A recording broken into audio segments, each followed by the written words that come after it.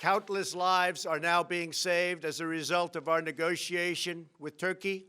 Hailing it as a major breakthrough, Donald Trump said all sanctions against Turkey would be dropped as he announced a permanent ceasefire between Turkish and Kurdish forces in northern Syria.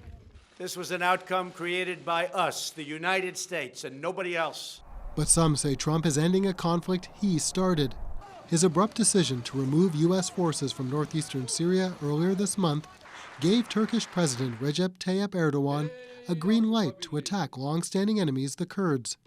The fighting displaced thousands and saw Trump heavily criticized by both Democrats and Republicans. Criticism today's announcement did little to stop. We abandoned the Kurds, our allies. We abandoned our ability to continue to put a ceiling on top of ISIS, and we capitulated. It wasn't a negotiation. We capitulated to what Erdogan and the Russians want. The Russians now step into a void left by the U.S. departure. After signing a deal Tuesday, they, along with Turkey, now control the region, are responsible for the ceasefire and the fate of the Kurds. Let someone else fight over this long, blood-stained sand. Trump's speech seemed to echo George W. Bush's 2003 declaration that major combat operations were over in Iraq, even though soldiers remain there to this day.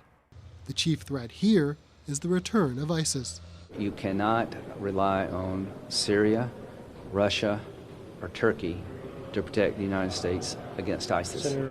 And while the general in charge of Kurdish forces did thank Trump for his efforts today, they're not out of the woods yet. Russia has warned that if the Kurds don't withdraw from the region, the Russians wouldn't stand in the way of a renewed Turkish military attack.